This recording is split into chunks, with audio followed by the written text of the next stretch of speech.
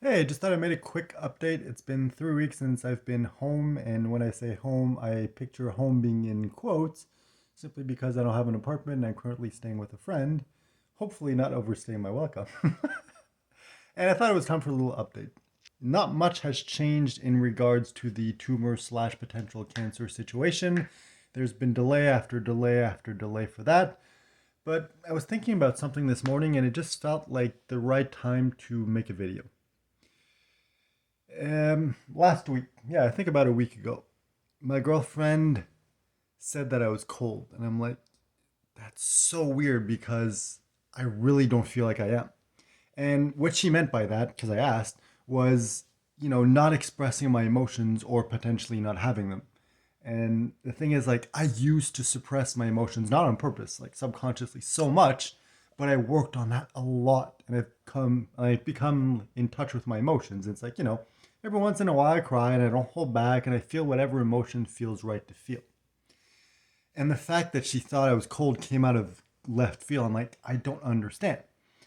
And I was like, okay, maybe it's a difference in culture because she's from Latin America, I'm from North America. And it's like people here are more distant. Family is less important. It's more like everyone's kind of in their little corner making their own life for themselves.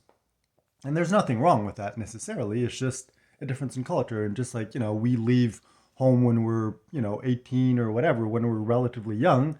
And in Latin America, it's customary to stay with your family until you get married. And then you move in with your, husband or wife or whatever. So I was wondering, okay, maybe it's the difference in culture. Maybe it's the language barrier because yes, I'm learning Spanish and I'm getting way better at it, but I'm still not completely fluent. And because of that, it's hard for me to express myself to have a normal conversation. And as a result, it's possible that I don't express my emotions as much as I normally would in English or in French. So it could be that. So it's like there's a lot of things that it could be. However, I'm like, this seems like something important. Maybe it's something that it's such a deep, integral part of me that I don't realize that it's there and I can't see it. So let me get other opinions. So I asked a few different friends, like my closest friends, to get their opinion on that. And the verdict was kind of, I don't know, undecided. Because I'm a very direct and honest person and I value honesty over sparing someone's feelings, that can sometimes make me feel cold.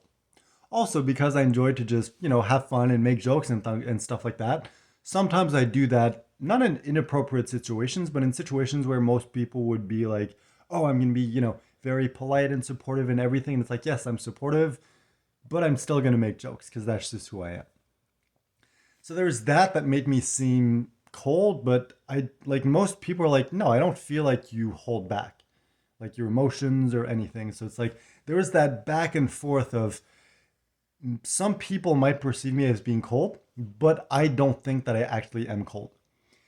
And for a while, as I was thinking that over the last week or so, it's like I've been wondering, is it a bad thing? Is it something that I want to change? Because even if I am cold or some people believe me to be cold, if I'm happy with who I am, it really doesn't matter.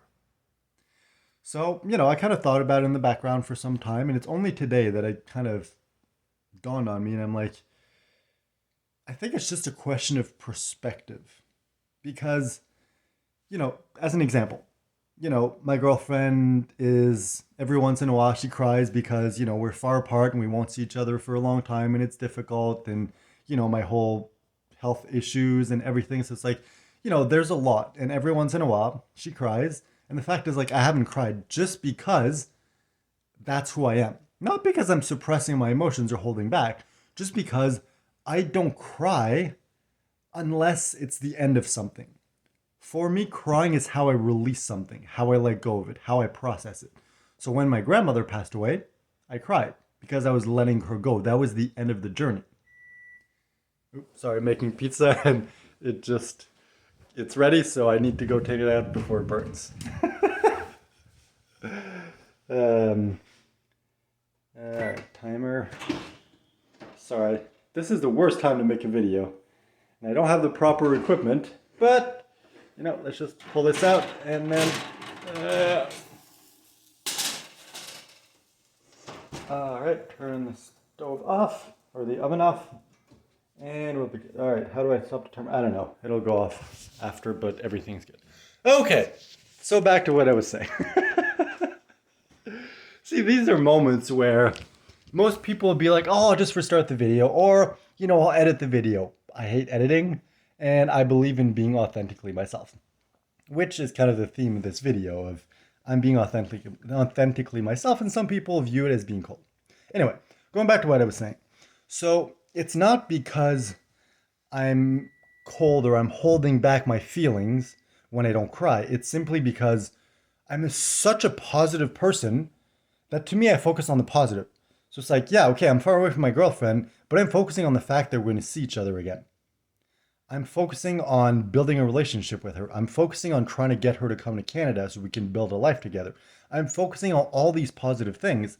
And as a result of that, I don't feel the need to cry because, yes, even though it sucks, even though I miss her, I'm not sad because I'm so focused on the future that I don't feel that sadness. Like to me, like not to say that there's anything wrong with her because everyone processes things differently, but to me, I'm like, why would I focus on the negative? Why would I be sad when I can focus my energy, my thoughts, my positivity on the future? And that's why I haven't cried. It's like when my grandmother passed away, that was the end of the journey with her. I would never see her again. That's why I cried. Back at the start of my journey in Guatemala, I fell in love with a girl. Well, I say fell in love, but it was more like infatuation, but it's like, it was pretty intense. And when it ended, I cried because that was painful for me because it was the end of the line. And then in Colombia, when that girl fell in love with me, and even though I was clear from the beginning that I didn't want anything serious because of what happened in Guatemala, she still fell in love, and I could see it happening, and I let it happen. And as a result of that, it's like I cried not because I loved her, not because I was heartbroken or anything, simply because I knew that I played a role in her sadness, in her falling in love and getting her heart broken, and I felt bad about that. And that's why I cried. So it's like I don't feel bad about not crying because when I left my girlfriend or not crying because we're far apart because that's not what I want to focus on. And it's not about suppressing my emotions. It's not about like, oh, I'm super sad because, we're far away and everything. And it's like, I'm just suppressing that because I don't want to cry. I don't want it to be true. No, it's not about that. It's about, I just choose to focus on the positive things, not the negative things. That's why I don't watch the news. Everything on the news is super depressing, so I don't watch it. Yeah, some people are like, oh, you're just ignoring the truth. It's like, no, I choose to spend my time on things that are positive, things that interest me, things that uplift me rather than drag me down. And it's the same thing for that. And I realized, okay, that's not something about myself that I want to change. Sure, maybe I live in a delusional world, but most people do anyway. At least I chose my delusion. I chose to be positive. I chose to focus on the good things. I chose to live the life that I'm living. It's like I don't regret any of it. Sure, I wish things would be different sometimes, but I don't regret the journey because it's making me exactly who I'm meant to be. So that's what I realized. Like, yeah, okay, maybe some people will see me as cold, and I'm okay with that because I know that I'm not holding back. I'm openly sharing everything that's going on. I never hold back for myself or for other people. And it's like, yeah, okay, every once in a while, there's subconscious things and ways in which I hold myself back, like in business and stuff, but that's just a ever growing process. Everyone has those. But as long as I don't consciously suppress myself, consciously hold myself back, and consistently work on myself, I know I'll be good and I don't care what people think. So in this anyway, I just wanted to kind of put that out there because it's been something that's been, in the background of my mind for a while, and I just wanted to get it out there. There's also something else. I was talking, I'm like, oh yeah, I should talk about that, and then I completely blanked on it. Probably because I'm smelling the pizza and I'm like, ooh, that smells good. I'm hungry. But anyway, yeah, I'm still, that's the thing. It's like I've been in this, oh, I remember. Okay.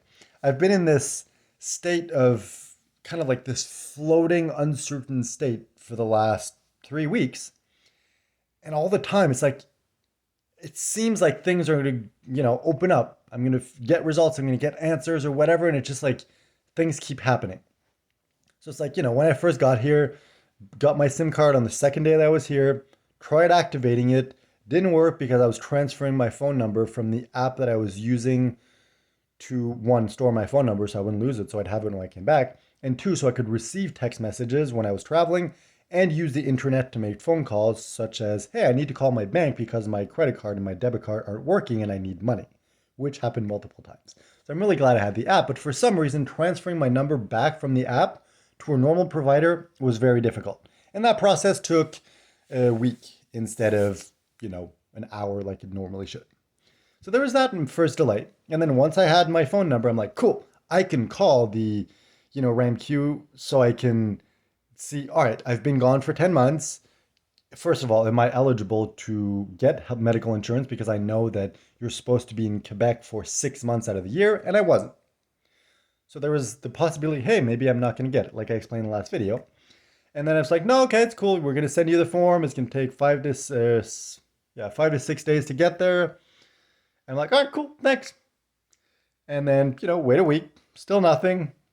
Week and a half. I'm like, well, there was a weekend in there and there was, a holiday. So, maybe it's taking a little longer. But right before the 2 week mark on Friday, so 3 days ago, I'm like, this is taking way too long. I should call to see what is going on. So on Friday, I called to see what's going on. And the woman I spoke to checked and she's like, oh, I'm sorry, but we never sent the renewal form. So I'm like, great. I've been waiting 2 weeks for nothing. So another long delay. Of course, also, while I was doing that, a couple days before I was supposed to get the renewal form, I made an appointment with my family doctor. That way I'm like, hey, I can get the paper, the referral to see a urologist. That way I don't have to go to the emergency room once I renew my card and spend a day at the emergency room to just get a small piece of paper so I can see a specialist. Of course, when I show up there, they're like, oh, you need an active medical insurance card in order to see the doctor. I'm like, all I need is a piece of paper. Can't you make an exception? They're like, nope, because if we give you the paper without your credit or your medical card, she's not going to get paid for it. So I'm like, great. I wasted 3 hours of my life, $12 to get there. And I'm going to have to come back and do this after I renew my card, which is going to delay things at least another couple days. So it's like every single step of the way, there's some more bullshit that comes in my way. It's like, can't things be simple? Really? Like every single direction there can be pressure. There is pressure. And so anyway, yeah. So now that they officially sent it, because now we're Monday, so they're supposed to have sent the renewal form today. I'm going to wait 4 o'clock, like an hour before they close, call them up just to make sure, hey, did you actually send it this time? And if they did send it, then it's going to take 7 to 10 days before I receive it. So probably another 2 weeks, assuming there's no other delays or issues.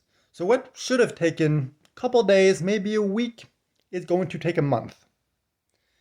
And it's just very frustrating. And it's like, it got to the point where, more and more as I'm going through life, I'm getting more spiritual.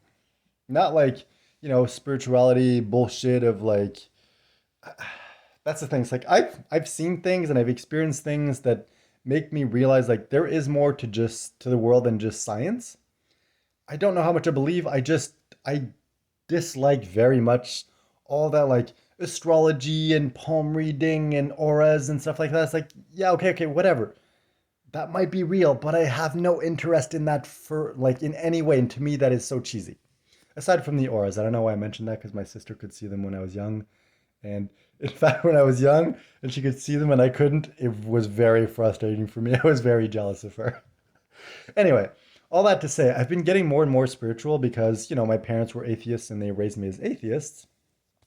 But now I definitely consider myself agnostic, and more I'm open to the possibility of a higher power. I don't necessarily believe in God. In fact, I really do not believe in God. I don't think there is an almighty being that controls everything. To me, it makes more sense like some sort of video game simulation or computer program or something like that. So whenever I, deal with the universe, that's what I refer to it. That's the term I use. But every once in a while I use God just because, if it feels right, whatever feels right. So the other day when I came back from the doctor's office, I decided to walk for a bit because I was kind of annoyed. I'm like, I just need to vent. So I was walking down the road And I'm like, you know what? I'm going to have a conversation with God, the universe, or whatever you want to call it.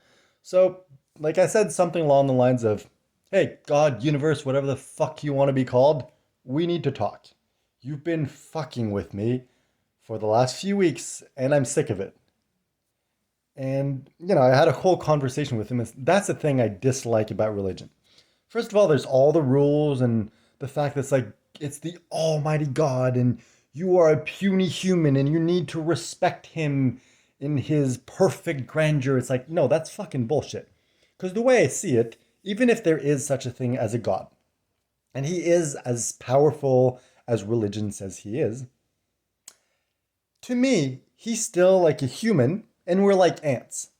Just like, okay, even if he is super powerful and he can kill all the ants if he wants to, or fuck with one of them, put obstacle after obstacle after obstacle in their way, there's nothing the ant can do about it. That doesn't mean that it's right.